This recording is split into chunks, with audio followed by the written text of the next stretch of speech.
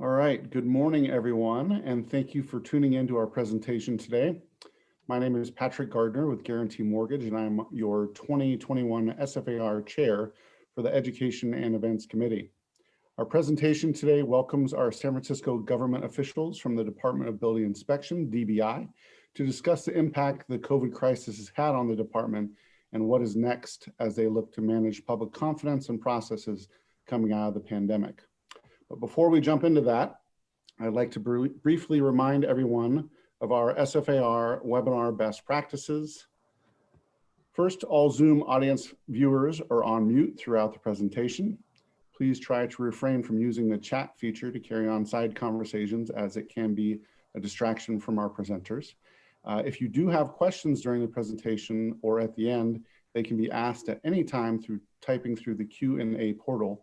We will try to get to all your posted questions during the Q&A period at the end of the session. As a reminder, our presentation will be recorded and made available through the SFAR social YouTube channel. There are a variety of Zoom webinars posted in that library that have been put in over the past months and year, and we encourage you to check them out. All right, so on to our presentation. Our topic today came about in our discussion in the Education and Events Committee at the start of the year as a means to address the communication with and process flow with the Department of Building Inspection, DBI. The committee's own Terrence Jones of Corcoran Commercial asked the question, who can we get in conversation over at DBI and how can they help? From there, our government relations team got to work, specifically Jay Chang, who organized connections and put me in touch with our panelist speakers today. As with most of our events and programs, the idea starts in committee and then brings people together to push the conversation forward. Helping us navigate today's discussion, our moderator for our conversation is past president of SFAR and co-founder of Jackson Fuller Real Estate, Matt Fuller. Most of us already know Matt or know of him from his time in board leadership. He served as an elected director for the association from 2013 through 2018 and was a past chair of the MLS Technology Committee, as well as 2015 chief financial officer. Matt knows real estate and organizational dynamics like few others. Matt, thank you for hosting us today. Thrilled to be here. Thank you for having me. Our panelists for today's discussion include three of the Department of Building Inspection's own Assistant Director, Christine Gasparek, and Interim Director Patrick O'Riordan, and John Murray, Legislative Affairs Manager. Christine is the Assistant Director of San Francisco's Department of Building Inspection, where she oversees external affairs, legislative affairs, strategic planning, communications, and disaster coordination. She previously led community relations at UCSF and served in various legislative and communications and leadership roles for members of the California State Legislature, the Alameda County Board of Supervisors, and for Jerry Brown during his tenure as the California State Attorney General. Welcome, Christine, and thank you for being here. Thank you. John Murray is Legislative Affairs Manager at DBI and will provide updates on recent legislation, soft story, ADU, and other updates.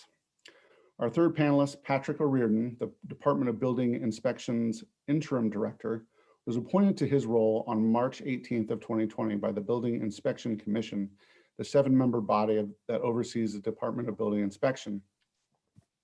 As Interim Director of DBI, Mr. O'Riordan leads the nearly 300 members of the department that oversees the building and life safety of San Francisco's more than 200,000 commercial and residential buildings in the city's 49 square miles. Mr. O'Riordan brings nearly 35 years of relevant experience to the job, beginning his career in construction in 1985. He has hands-on field experience from working as a carpenter and a foreman, and from 1992 to 2000 as a general contractor. He joined DBI in 2000 as a field inspector and moved up the ranks to senior inspector and chief building inspector in 2013.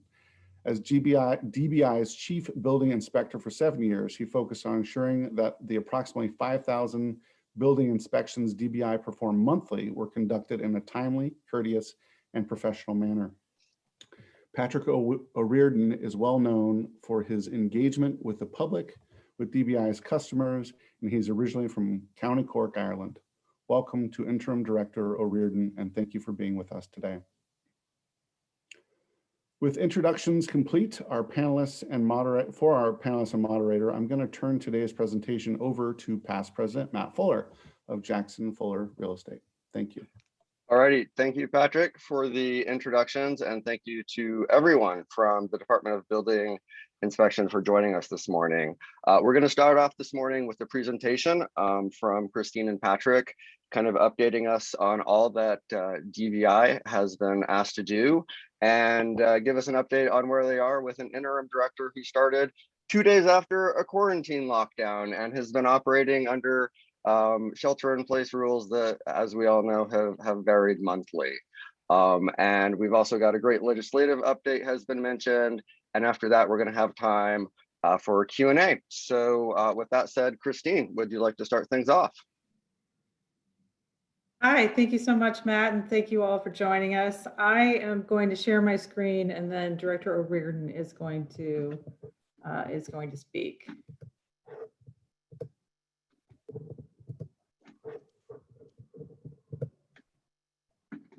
Good morning, everybody. Patrick O'Riordan, Interim Director, and I don't need to introduce myself too much. I got a very nice introduction there. Thank you. Thanks to Matt and Patrick, and thanks to you. Thanks also to SFAR for having us. DBI, like many of the permitting departments, has had a difficult past year in responding to COVID, but we are in a better place today. I want to walk you through our services and how we adapted to the crisis and discuss upcoming legislative changes you should know about. So okay, and for our agenda today, we're going to move on to, can we have the next slide now, Christine, please? Thank you. So DBI and how we ensure safety. So you probably know what it is we do, but just to reiterate, throughout the health crisis, DBI has continued to provide critical building safety services to ensure safety and habitability of San Francisco's more than 200,000 commercial and residential buildings. The Department of Building Inspection performs plan check review and issues permits. We perform plumbing, building, and electrical inspections. In addition to that, we conduct housing inspections to ensure building owners are maintaining their buildings in habitable conditions. We provide code enforcement services to maintain safety and permit compliance. As a department that does much of its work face-to-face, either at the permit center or in the field, we were particularly affected by the pandemic. COVID greatly impacted our over-the-counter operations, required many of our employees to work from home or serve as disaster service workers. And it also required us to institute strict social distancing requirements, as we all are familiar with now, and this applied to our staff and customers alike. But through it all, we've maintained our core services. Since April of 2020, we have steadily increased the number of permit approvals to about 85% of pre-COVID numbers. And if we can, okay, so for Building Inspection Division, known as BID, is responsible for inspecting the construction of all new buildings and existing buildings and structures for conformity with the approved plans and permits and for compliance with state and local building code requirements. So building electrical and plumbing inspectors performed more than 9,000 inspections last month of February. And these inspections are typically performed within 2 days of the request. Our goal is to ensure the safety of contractors, workers, and the public, along with our DBI employees. In order to ensure that contractors continue to comply with the health order, DBI inspectors are distributing information about the requirements of the health order during the course of performing their inspections. So we're documenting non-compliance where we see it. We're providing information to our colleagues at the Department of Public Health. So mainly this is just it's an education and outreach program so that we can help ensure that protocols are being followed on the construction sites, and that we can help make sure that everyone is being kept safe. So the Records Management Division in our department. So our Records Management Division is responsible for the management of DBI public records, which includes, as you probably know, building, electrical, plumbing, and mechanical permit applications, and other related documents such as job cards, certificates of final completion and occupancy, which you probably know as the CFC, which is a very important document.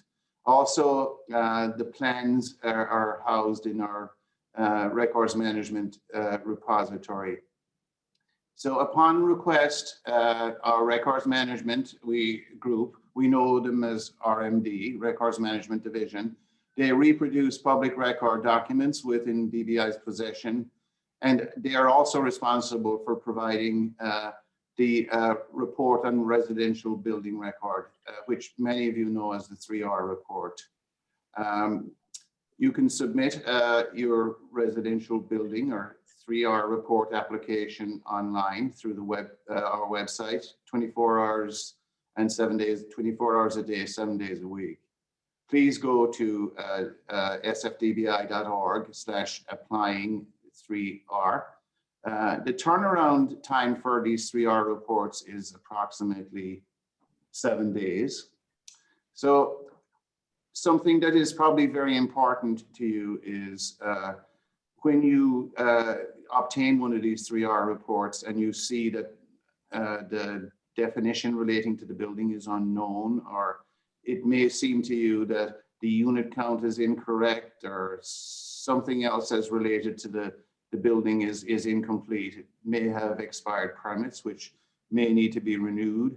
And if some of those permits relate to a CFC that wasn't issued, the certificate of final completion, then typically somebody from your industry will be reaching out to us and asking how it is that we can help you with fixing that record.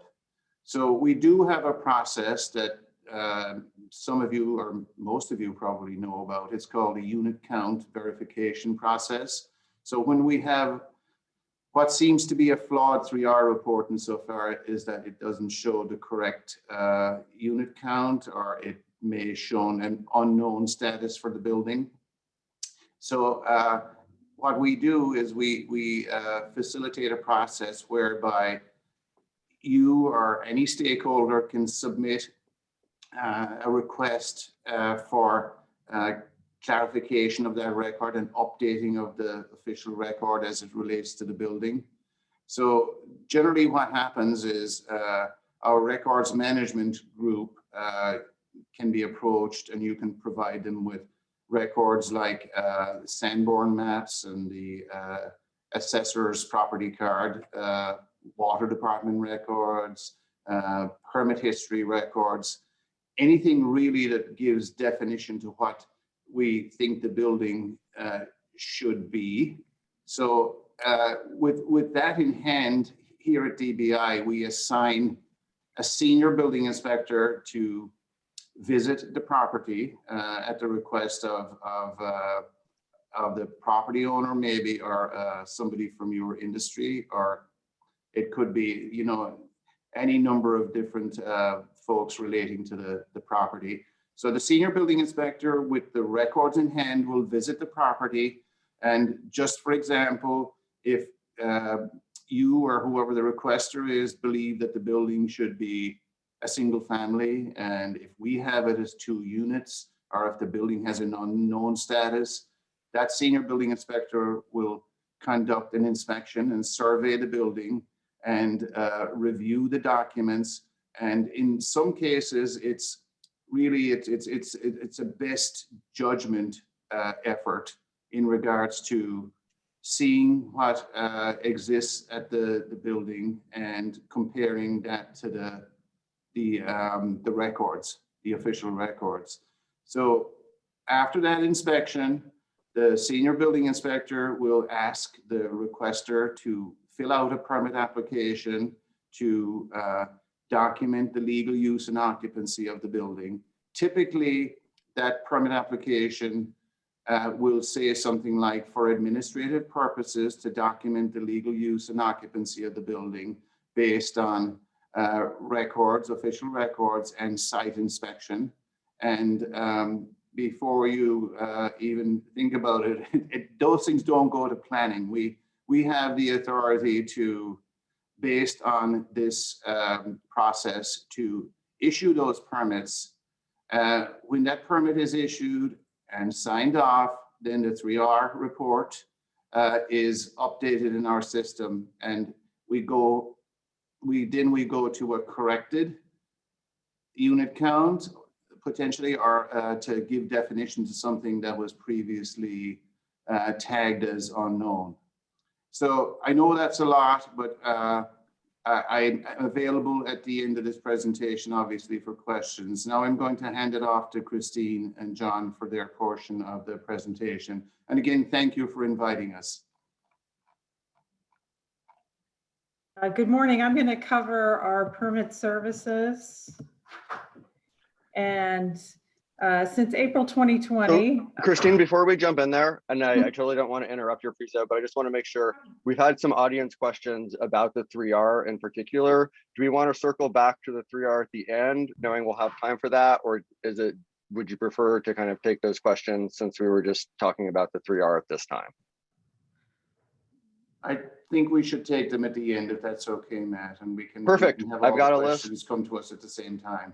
Perfect. We've got the list. We're kind of grouping them together. So everyone watching, we've got your questions. We know they're coming. And back to Christine. Great. So I'm going to give an update on our permit services and our permit issuance since shelter in place was announced about a year ago. As you can see from this chart here, this charts out where we were pre-COVID and where we are now. And some of these numbers may be a little bit hard to read, so I'll kind of walk you through this. So the blue line is our over-the-counter permits, and over-the-counter permits are the permits that people used to come to DBI, to our offices, fill out a permit application, and walk around to the various stations to have their permit and their plan checked. Our in-house review permits are the permits that people would submit to DBI, and they would be taken in-house because those are the larger, more complicated permits that couldn't be reviewed by plan checkers in 1 to 2 days. So our over-the-counter permit issuance, as you can see, we were hovering right around 2,000 permits a month pre-COVID. And then when the shelter in place was announced, it plummeted down. You can see the steep decline there. And that was really a factor of, for the first 2 months of shelter in place, DBI was mostly closed to the public. As you know, a lot of construction was halted at that time. And so since then, we have been on an upward trajectory, and we're now at about 85% of our pre-COVID levels. And I'll kind of walk through how we got there. Really, in April, we were taking permit applications only electronically. And that went on until about August. And in June, we launched a curbside service. So that was supplementing the permits that we were taking online through electronic plan review. And then in about August, we converted all of the over-the-counter permit applications to paper permit applications, because those were we were able to move those a lot faster through the system. And since then, we've been, as you can see, it kind of hovers around the 1,500 permits per month. In November there, it dips a little bit, but that was just because we had fewer working days. But we're now, as I said, about 85% of where we were pre-COVID levels. That bottom line, the purple line, is the in-house review permits. So again, those are the bigger permits, the more complicated projects that we bring in-house for review. And those numbers have, we've been issuing those permits back in May 2020. It was low, but it's gotten back now to, you know, relatively stable and relatively what we were doing pre-COVID. So currently the permit services, how you come to get a permit at DBI, for those over-the-counter permits that I was talking about, some over-the-counter permits require plans and some do not require plans. So if it's an over-the-counter permit that doesn't require plans, like a simple kitchen or bath remodel that doesn't require any structural work, we are processing those at DBI's offices between 7:30 and 9:30 a.m. at 49 South Van Ness. That you don't need an appointment, you just walk in, and we have been able to serve everyone who comes in. We issue somewhere between 40 and 50, usually a day of those. For fire only permits, and those are the permits that only require fire department review. So something like a sprinkler system or something, those, you can drop those permits off between 9:30 and 11:30 a.m. at our offices at 49 South Van Ness. And those are taken in by the fire department. For an over-the-counter permit that does require plan check, that requires plans, we have drop-off appointments between 9:30 and 3:30. You know, again, those were the permits that you used to come to our offices at 1660 Mission and walk your permit around to the various stations for the plan check. Now, because of our health and safety restrictions under the health order, we take those in and then we route those to the various permitting departments ourselves. So we take it into DBI, maybe our building plan check would look at that first, and then it might go to the fire department or to Public Works, depending on the type of permit. And then when it gets back to final approval, you would get invoiced, or your client would get invoiced online. And then once that's paid for, you can come back and pick it up. We also issue online permits, and those online permits that we have available are the trades permits: building, plumbing, electrical, mechanical. We offer re-roofing permits online. And I'll talk about this a little bit later in the presentation, but we're also going to be adding the simple kitchen and bath remodels to the online permits that we have available. We will expedite any emergency permits. So any, if there's a flood or a fire or something that results in structural damage, we will expedite those permits. And under electronic plan review. So again, these are for a lot of the bigger permits that require plans. We have launched an electronic plan review system. So what that means is that the plans are uploaded into a application called Bluebeam, and all of the permitting departments who need to look at that are able to look at those plans simultaneously online.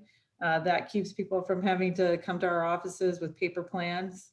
And those, the projects that we are currently using electronic plan review for are Prop H eligible projects. So those are the small business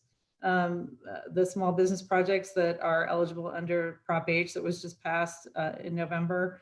ADU, all the ADU permits we're now using electronic plan review for. In-house review permits that were submitted electronically when about May through August of last year. And then anything involving 100% affordable housing or development agreements. So over-the-counter with plans appointments, if you or your client needs an over-the-counter with plans appointment, you go online through our website. We have this system called QList. And what you'll find is that it will probably give you an appointment in about 3 or 4 months from now. But don't be alarmed. We have a wait list system that some people actually want their appointment, in 3 months because they're not ready with their plans yet.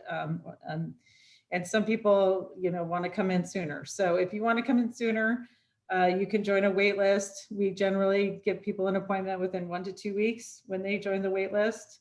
So we are taking 36 appointments per day for customers to submit those applications. We have the 24 a day that are the appointments and 12 a day from the wait list. For the in-house review permits, those are, again, the larger and more complicated projects that are not eligible for over-the-counter submittal. We ask people to visit our website first to look for the forms. So you can fill out the forms first and get the instructions on how to submit your application. Once you complete the forms and send PDF copies of the project plans to our customer service line, you will be contacted to begin the pre-screening process. That usually happens within a week. And I just want to say a few words about our digital permitting. Last month, 67% of our permits were issued online. That has, helped our customers who, during the shelter-in-place conditions, don't want to come to our office at 49 South Van Ness. A lot of those are the trades permits that I was talking about: electrical, mechanical, plumbing, and boiler. Re-roofing permits, and soon we hope in the next 1 to 2 months to be launching the kitchen and bath remodels online as well. And then the electronic plan review, 100% affordable housing, development agreements, ADUs, and Prop H projects. And we've just launched a pilot project to add more permit types to EPR to provide even more convenience for our customers. And we are, I think probably a lot of you heard for a while there, a few months ago, we really were experiencing significant delays in issuing permits. And so we implemented a number of initiatives to increase the permit issues and permit issuance and speed up that process. And a lot of those are still ongoing. We're always trying to get better.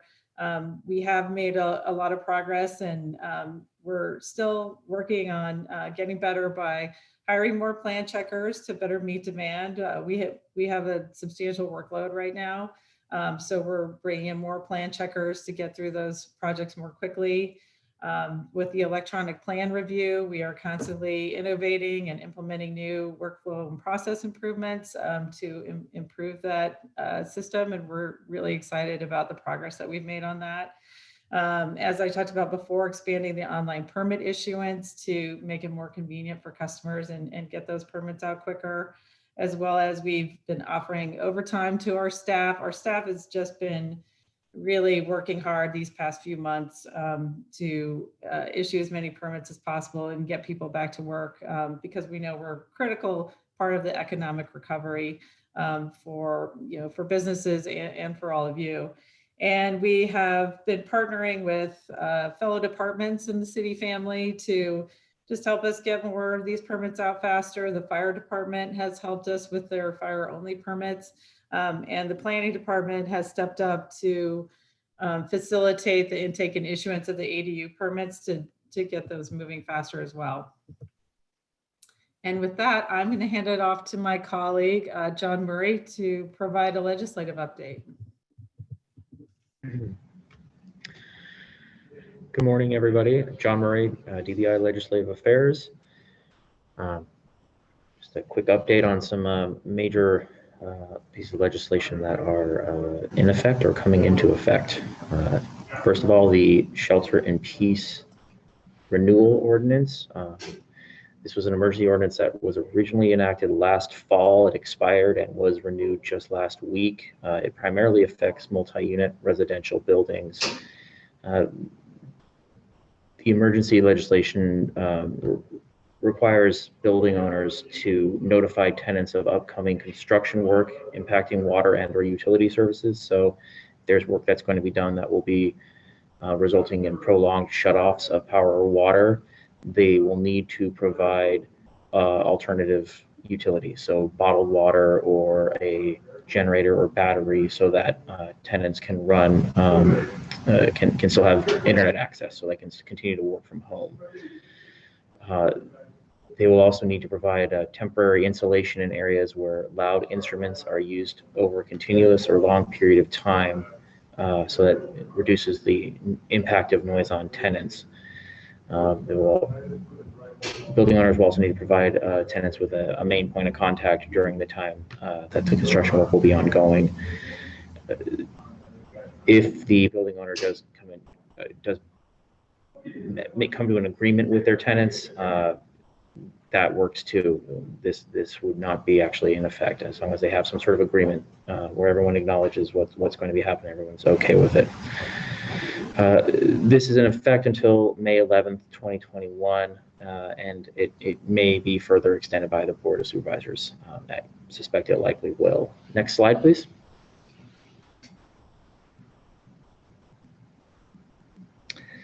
The mandatory soft story program, we are coming up on the final compliance deadline, which is for Tier 4 buildings. These are usually multi-unit buildings with ground floor commercial. This deadline was extended last year. This is the deadline to complete work for the soft story upgrade. It is now, the deadline is now September 15th, 2020. We've had really good compliance generally with this program. I think we're at about 87%, and 67% of the Tier 4 properties are actually completed already. So this is the sort of the last group of those. But if a building owner, the deadline's coming up, so building owners should make sure that they are in compliance with this, and they're more than welcome to reach out to us if they have any questions or concerns. We really are. Our focus here is getting these buildings into compliance. We're not going to be going out and issuing everybody NOVs on, September 16th. We really just, what we're trying to do is make sure people are, getting the work underway and completing this work for everyone's safety. And finally, we have the all electric new construction ordinance. This applies to new buildings, for new construction building permits that are filed after June 1st, 2021. All electric buildings will not be able to be converted into mixed fuels after that as well. So there are exceptions for commercial food service, and that will last until January 1st, 2022. And after that date, it will be up to the building official to allow for gas or commercial cooking equipment if necessary for a specific commercial food service process. So you'd have to have the tenant in mind when you're applying for the permit. Mixed fuel will be permitted for a specific area or system, if it's physically or technically infeasible. And we have processes set up to, determine if it is actually truly technically or physically infeasible. But for more information, you're more than welcome to go to sfdbi.org/all electric construction ordinance, and you can review Administrative Bulletin 112, which really kind of goes into depth on all this. I think the important thing to note here is that this is for new construction only. So existing buildings that are already piped for gas are okay. If you want to add a new gas fireplace on a building that already has gas heating, that's totally fine. If there's gas going to the building, you can do whatever you want. It really is for new construction and for those buildings that don't currently have gas service. With that, I'm happy to answer any questions at the end. Oh, Awesome. Sorry. You can sign up for our customer updates at sfdbi.org/sign-up. Or you can always email us at DBI Customer Service at sfgov.org if you have any further questions.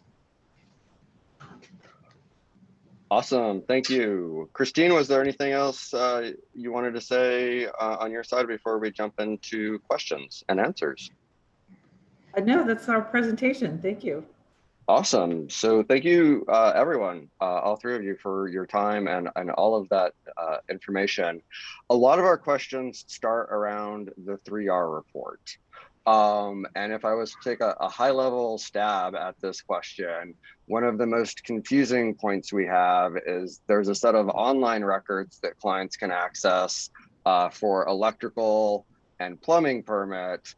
Some building permits go back online, Then there's the DBI 3R paper version that we get that would have the electronic building permits post the 80s, but it never contains electrical or plumbing.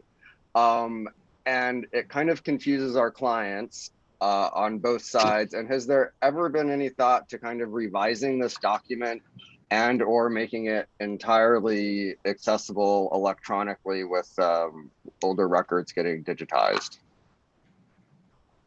So yes, I can speak to that. Thanks for that question. Really, what the 3R report is meant to represent is the permitting history and the legal use and occupancy of the building. So to your question about plumbing and electrical records and should they be an additional resource or an additional item on that 3R report? Well, we don't issue building permits that have electrical and plumbing components to the work without electrical and plumbing permits being issued alongside that building permit. So, for example, the kitchen bathroom model permit, we're always going to ask the customer, you know, are they going to be doing electrical and plumbing work? And it's almost always the case that they are, because very hard to remodel a kitchen or a bathroom without doing plumbing and electrical work. There are check boxes on the application. Are you doing electrical or plumbing work? So when you fast forward to what you see on the 3R report, and I was kind of scanning through some of the questions here as Christine and John were presenting.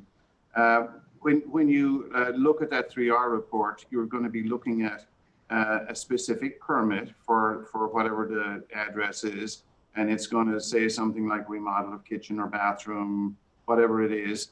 And if you see that, and if it has a C at the right-hand side on that column, that means that it's been completed, it's been signed off. And if it's a kitchen or bathroom model, and you know that would involve electrical and plumbing work, then it's understood that the electrical and plumbing work was also signed off along with the permit itself. If you see an X on that side, it means that the permit is expired. So most of you in your world would want to consider having that permit renewed and getting it signed off.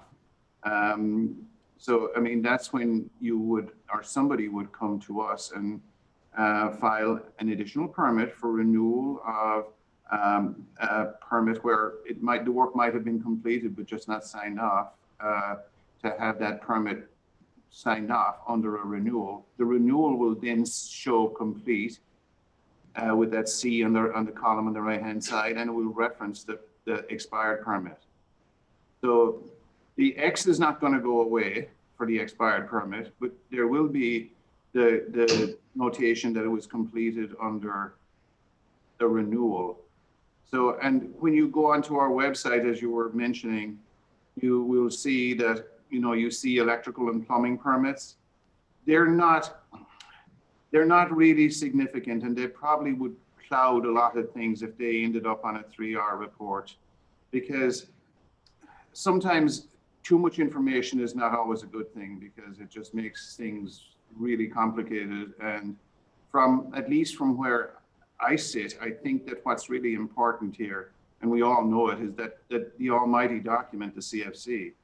So when you look through that 3R report and you see CFC issued, which it will note after the description of work, or, you know, somewhere in the description of the work, that is what you guys are looking for. Because if a CFC was issued, that is a certificate of completion and occupancy. I think we all know what that is. If that CFC was issued, what that means is that there was an addition to the building, either vertically, horizontally, a unit might have been added. There is some change to the use of the building. And if that shows CFC issued and it shows that it's complete, then that's good. And that gives the definition to the building that shows it as maybe a 2-unit building or a 4-unit building or whatever it might legally be. So that's the legal document that gives that building definition. But I know from your perspective that you also want to see that all of these other permits are signed off as well when you look at that 3R report. Because what you're thinking, I don't know what you're thinking, but I think what I think what we need to understand is, I shouldn't say that, I know what you're thinking. So I think what we need to understand is that if it's something as small as a kitchen or bathroom model, you know, there's a concern there in the mind, in your mind, in the mind of the whoever might be purchasing the building or selling the building, that, hey, we got an expired permit. I wonder if the electrical got looked at. I wonder if the plumbing got looked at. I wonder if a building inspector was out there, or I wonder if they got a permit at all in some cases. So, and that's what's important from looking at these documents from, you know, for all of us really, because we want to see that permits were issued, inspections were performed, and, you know, legally that becomes important too, probably from your perspective. So I know my answer was really long and it probably creates more questions too. So let me see if I can try and summarize some parts of it. I think the first thing that I heard you say is the reason that we don't see like electrical and plumbing on the main 3R report is that you're implying with a completed C on that building permit that the electrical and plumbing were inspected and closed out as well. correct. Yes. Okay.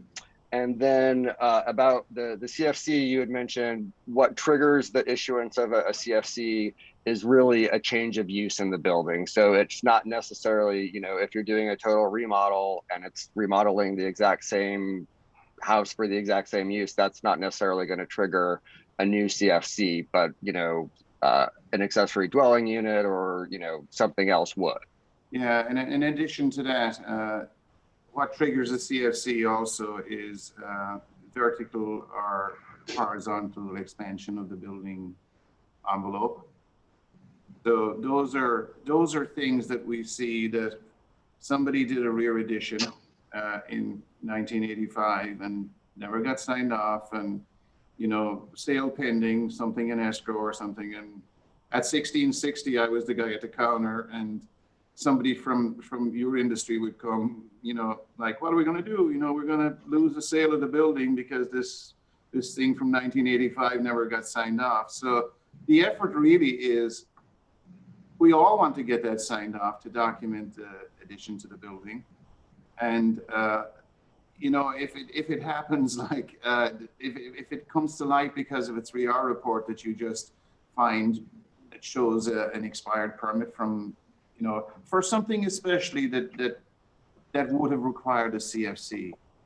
So if the permit didn't get signed off for adding a unit, for expanding the building, those are all relevant things. And, you know, along with that, now we're leading into the soft story thing, because maybe, you know, in situations where a soft story permit didn't get signed off, but we're in a slightly better position to ensure that they get signed off because of that ordinance. So what we see mostly are the, you know, the CFC that should have been issued or the permit that should have been signed off. And, you know, of course, there are other questions. I won't make this too complicated this time. We can move on. That's really helpful information. In terms of, you've talked a lot today kind of about going forward, doing more electronically online in terms of issuing permits going forward. Are there any plans in terms of making historic records that have been microfiched or, you know, are just sitting in a warehouse somewhere, the documents that end up causing, you know, the headaches for these 3R reports? Is there plans to make those more accessible electronically, or are those stuck in the warehouse for the time being? No, they're not going to remain in the warehouse. We're going to be digitizing those records. We're working on it right now, and I will have to talk to our manager of records management division to, you know, provide you with an update in regards to how much of that is accessible online right now and what the plans for the future are as regards to the amount of materials we will have on our portal, our website. Awesome. That would be great. Really appreciated. As Christine kind of, talked about earlier, you guys do a lot, right? 9,000 permits, you're 1,500 a month, you're averaging. Most days, most things go correct, and your clients are our clients. All the clients are happy. It seems that when things don't go well, it's really challenging to try and figure out who you go to help kind of understand or get out of that situation. So is there kind of like a high level or kind of like ombudsman, or like, hey, I've been talking to 8 people and I'm so confused from 3 departments now? Like, in those situations, do you have any advice? Yeah, I mean, I think what it is, our org chart is available on our website. We have our customer service portal, and I think you're right when you say, Matt, that 99 point whatever % of these things are, it's like our daily operation, and it just happens. Our 9,000 inspections, but for the one inspection that goes upside down sideways, I mean, that's our real. It can be a challenge sometimes, and it's 95% of our work is on that 1% of everything, and it's welcome to life, and we have to handle those things. But we do have an org chart. You can access DBI Customer Service, and everyone has a supervisor, as you can see on that org chart. You obviously you have our contact information now. Obviously, we won't be able to deal with like all these things, so I would encourage you to work through our customer service portal and find who these folks, who their supervisors are, based on the org chart, which shows the hierarchy. Well, and if I could just add, I think too, Matt, your question is about, so it's not always just DBI. You fill out a permit application, it goes to DBI building plan checker, then it may go to fire, it may go to the PUC, to Public Works, and people probably have a hard time tracking where their permit is. We do have a permit tracking interface on our website, so you can just Google SFDBI permit tracking, and you can look and see where your permit is as it's being processed. If it's gets stuck somewhere in another department, a good resource is the Permit Center. So we have there in our building, it's called the Permit Center, and it's the umbrella group for all the departments that do permitting. And they have customer service folks who can help you track down where your permit is, get in touch with the plan checker, give you a status update, and a projected time that your permit would be reviewed. So they're a really great resource for everyone here to reach out to the Permit Center for help with that.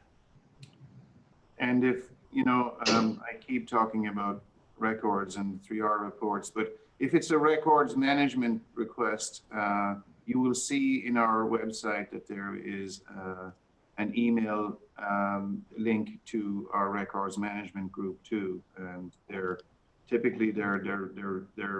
always very responsive. They just get back to people right away. So, and as Christine said, our permit center group they're kind of the air traffic control for how things flow through the permitting system. And it is important to understand that, when you're dealing with maybe something that's considered a historic building or something, you're going to land in review with planning potentially.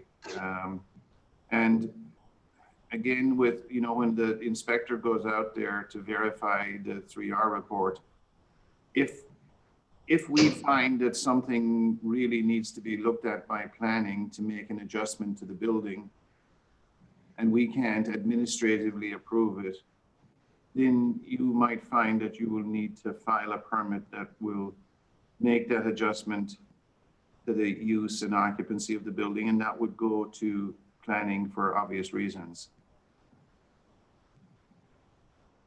Makes total sense.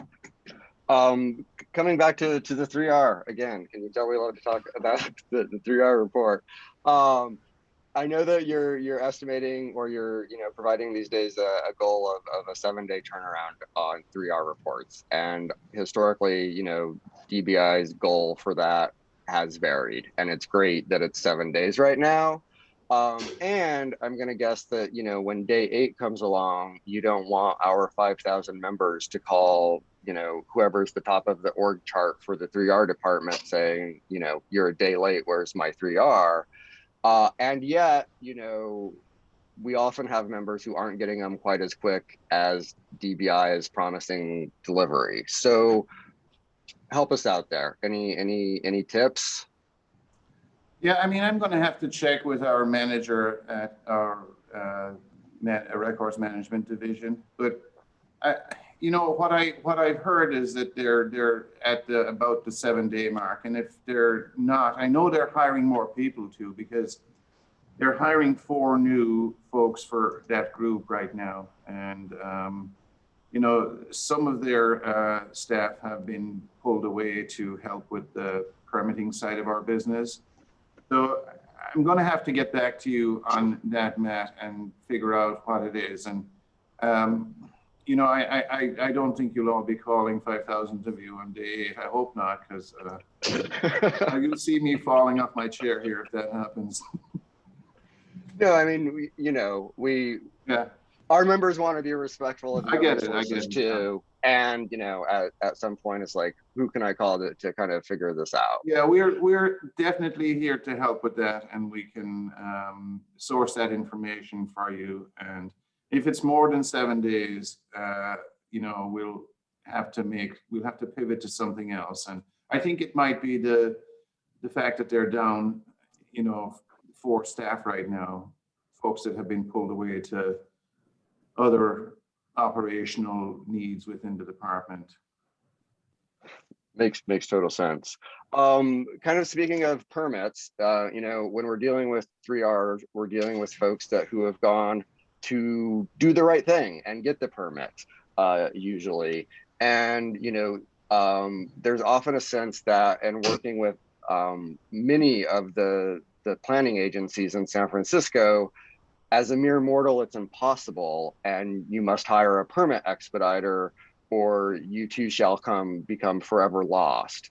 So is there anything that you can tell us, or we can talk with our clients about kind of addressing that, and where to go and what to do without having a permit expediter? Yeah, I mean, I would like to make it so that the average person who doesn't come down here every week and know how the system works are able to secure their permits, and to streamline our processes as much as we can.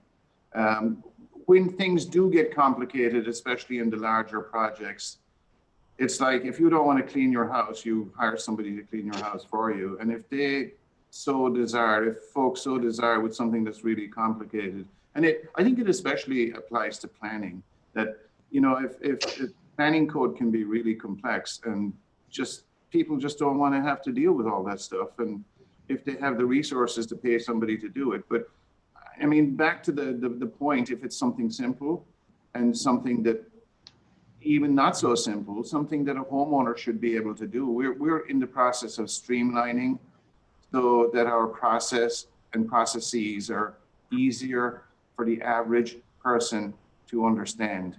I would prefer if I didn't see a lot of these permit expediters coming in the door here, and if people could do these things for themselves. And I think part of that conversation is streamlining, making the information available to folks. We're working on updating our website to make it a little bit more user-friendly, because that needs to happen. It needs to be so that somebody that goes on our website can navigate something fairly quickly and find what it is they want. And I think that eliminates the whole permit consultant thing too, because if you get a set of guidelines on the website, or from us as a department, that makes it easier for you to navigate this very complex system, then that's going to be useful. Just remember, we're looking at state building code, and San Francisco has an obligation to follow state building code with our own amendments. State building code has 6,000 pages of code. 50 years ago, it was this like tiny little book. I have the 1979 building code here, and you probably see behind me in the shelf, that's what we have today. So those are some of the challenges. And along with state building code, we have 1,000 pages of our own amendments that our legislators put together, and we have to think about those too. John spoke about some of that stuff already. So it is complex. I would love to be able to, go back to that 1979 building code and say, there you go, that's it. But, here we are, and it doesn't mean that we can't streamline our operations more and, work on making it easier for people to understand what it is they need to do, especially in regard to the small projects, the things that should be simpler. Another long answer from me. No, I appreciate it. And I think what I also heard earlier in the presentation is that, for over-the-counter permits with plans, while your first request, when you hit the system and make your appointment, it's going to say 3 to 4 months out, tell our clients to get on the wait list. You're taking 12 of those a day. Generally, 1 to 2 weeks, you're addressing all of the folks in the queue that want it more quickly. And I know, Christine, you had also said earlier something about digital permitting and bringing kitchen and bathroom permits online. Can you say a little bit more? Are you ready to say a little bit more about that and what that might mean? Yeah, sure. Our technical team is working on that right now. It's a priority project for us. Again, making it easier for folks for these simpler projects to just go online and pull those permits down online. So that will be for the kitchen and bath remodels that do not require plans. So Director O'Riordan could talk a little bit about what requires plans and what doesn't require plans, but it would be for the no plans kitchen bath remodels, being able to just go online and get those online without even having to walk into our building. That's awesome. Do you have a time frame or like hope for when that might be rolling out? I don't want to commit you to anything, but kind of this year, maybe we might see that, or next year? Yeah, within the next quarter. Okay, within the next quarter. So, 1 to 2 months. We started our testing now. As long as the testing goes well, it would, it would be sooner than later, but in the next quarter. Gotcha. I know that when we moved to shelter in place and, most businesses had to close their doors, there's a set of kind of resources within your building, like microfiche and other historic records that, we could no longer go and look stuff up at. Do you know what the plan is in terms of being able to get back to do those types of things? Have you heard anything from the city, or are we all just kind of waiting to see? No, actually, you have that access right now. You can, okay. If you look on our website, you can see that you can make an appointment for viewing plans or for securing documents. So as you know, you can't come in here and just take drawings. I mean, there's a whole process for that. We'd have a lot of upset engineers and architects if that happened.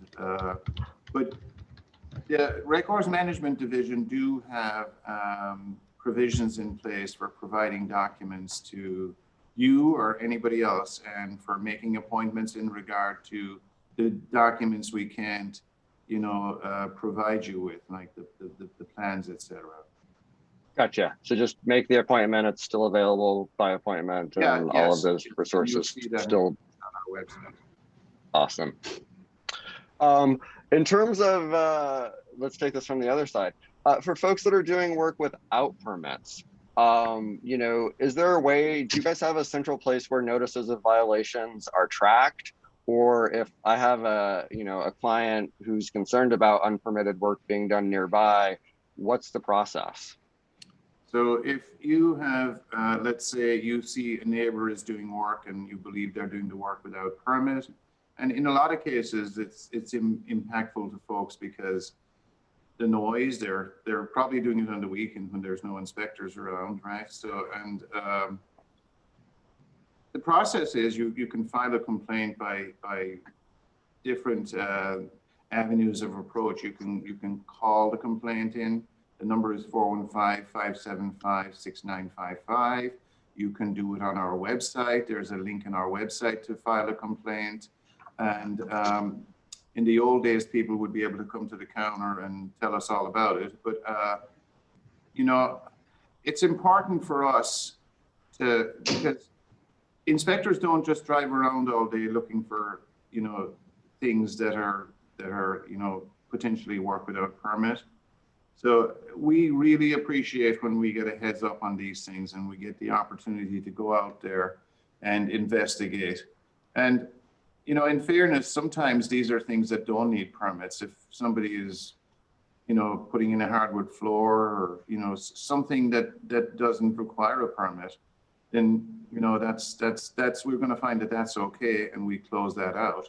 If there is in fact a violation for either work without permit or if an unsafe condition exists, you know, we will write the notice of violation. And to your question, where do you see that? Well, you can go to our permit tracking system and look under complaints, and you will see that.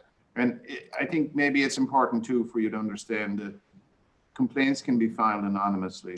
So, you know, folks don't need to tell us who they are. We can just take it from there once we have the complaint. 311 is another portal of filing a complaint. So there are different ways. I find that the online system is pretty good. You go in there, file your complaint, and you can track it through PTS. And I know that some of your members also will be in the business of trying to fix these things when they become notices of violation. So, you know, maybe that's me walking into another conversation about that. But I think it's very meaningful to understand that when a notice of violation is issued, really it's about identifying a violation. It's about giving folks direction in what they need to do and establishing timelines. And the notice of violation goes away if somebody secures the permit, if a permit is needed, and follows the guidelines as regards to the timelines that are established.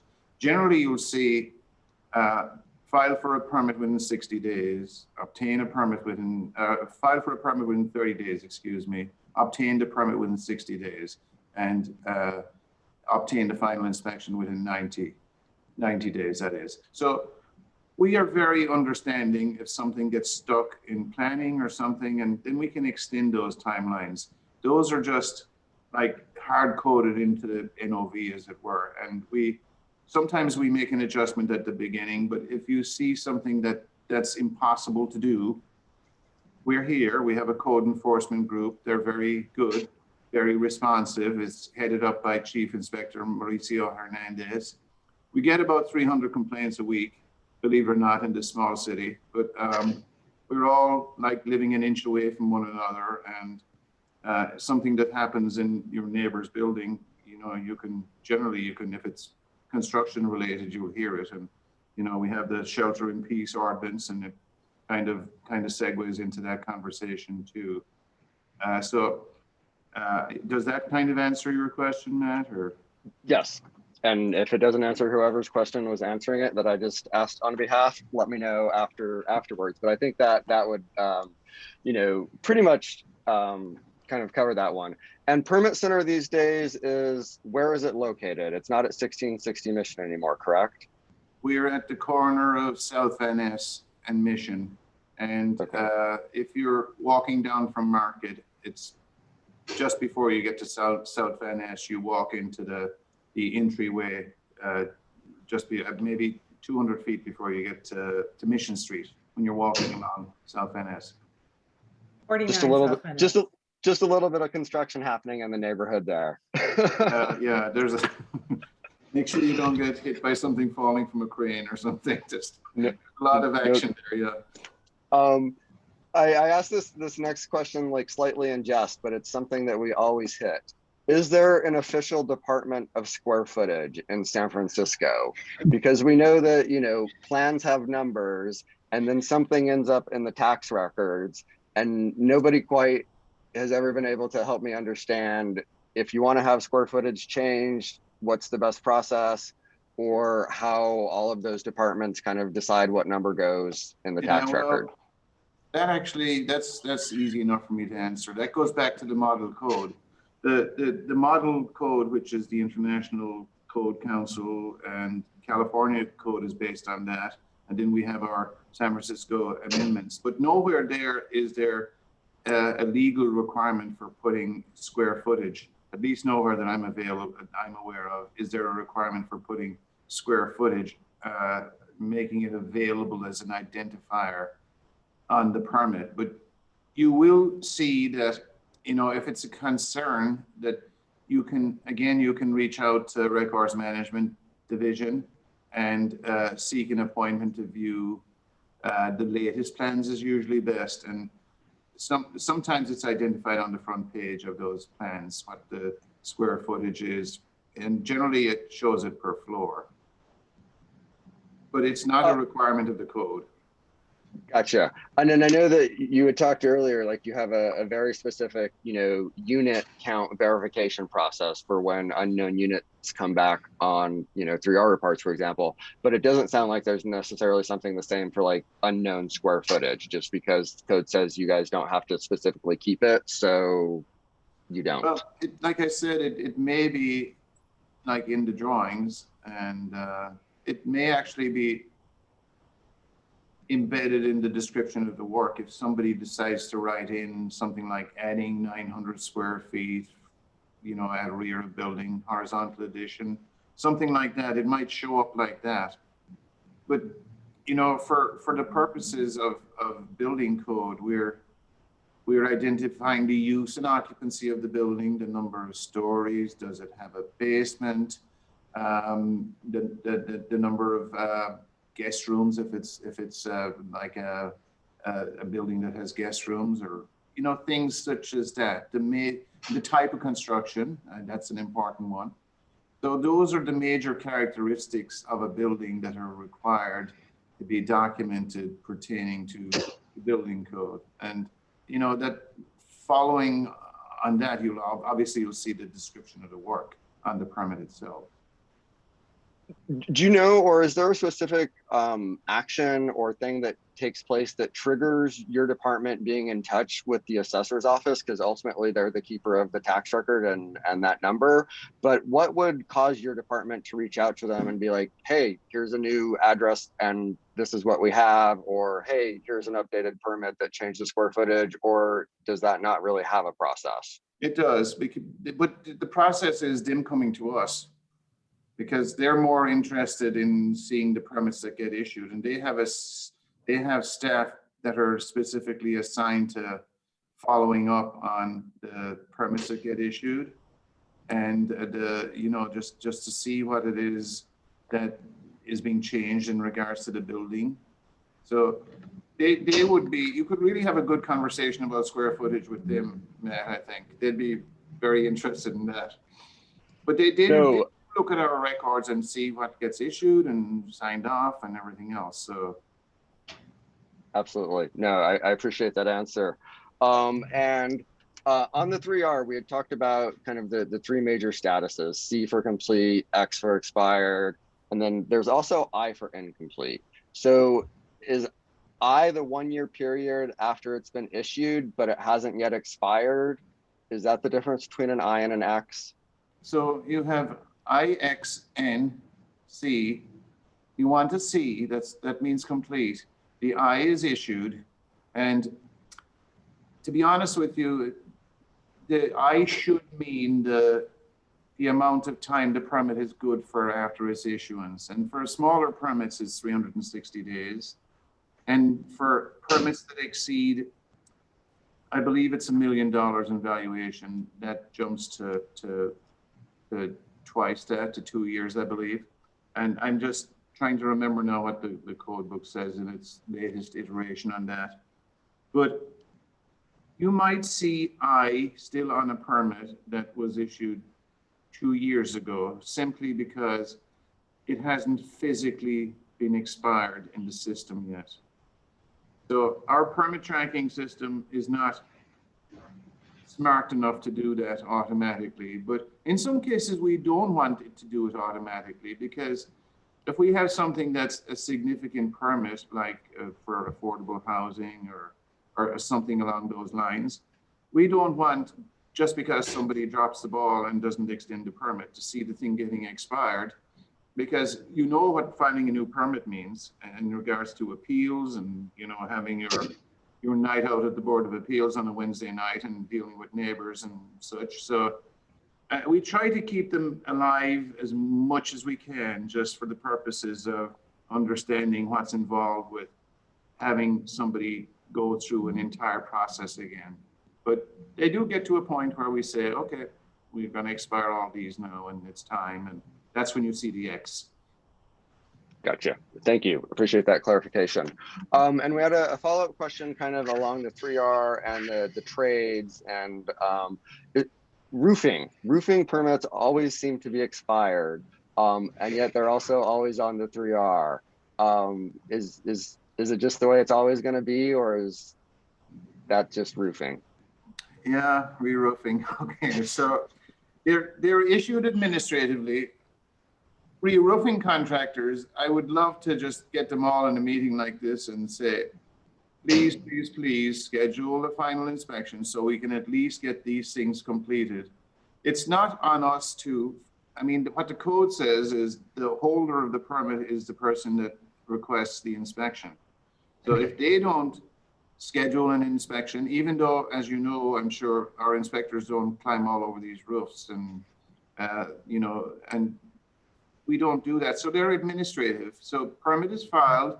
As Christine said, we issue these permits online now. And the purpose of the permit being filed is to make sure whoever it is that's climbing all over your roof has the proper license. They have the workman's comp and the insurance necessary.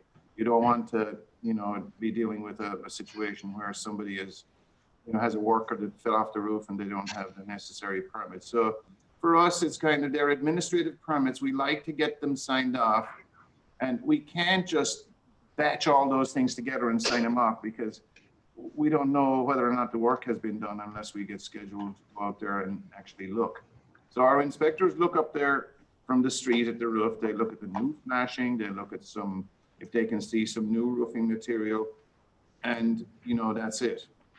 So, and again, you know, it's difficult when we see a bunch of expired or whatever for re-roofing, but it shouldn't really be a game changer for you guys, because I think we're all a bit more concerned about something that needs a CFC above and beyond if, you know, a roof needs to be patched or replaced. Yeah, no one's ever seemed, you know, particularly concerned about it one way or the other, but I've got you here, so I figured I would ask. Let's talk about two situations that involve permits after the fact. What if I hired a contractor and they're like, you know, DBI is busy, I'm just going to do the work, we're going to come back, we're going to get the permits in a few months. Do you advise that? What would you counsel a client? Do not do that. That's not a good idea, because what that means for the homeowner is, if we go out there and if, you know, they get the permit after the fact and something is concealed, then, you know, we might ask that be opened up. And, you know, contractors will say things like, well, this is just the inspector being like that. He's being awkward, or she's being awkward. And to take it a step further, if a section of foundation gets poured, and I mean, how do we do the inspection on that afterwards? I mean, and if it's a situation where maybe a neighbor's foundation got undermined with whatever they were doing with this foundation for their client, and then sometimes we have the neighbors complaining, they undermine my foundation, my garage slab has cracks all over it and everything else. And if you don't have, or your contractor is telling you then that, you know, it's okay, you know, we'll figure it out. It's really, it's not, because then we get into the whole thing of everyone gets an NOV, the neighbor gets the friendly one, and attorneys and everything else. So don't listen to contractors. We'll get the permit later, it's okay. That's not wise. And along that lines, earlier you kind of spoke about if we see something expired, you can generally reopen a permit for $1 and then go about the process of finalizing that, whatever that may entail, depending on that specific situation. What if it's a situation where a client just comes and says, hey, like, I know work's been permitted, there's nothing on the 3R at all, but I want like a permit to say this is legal space.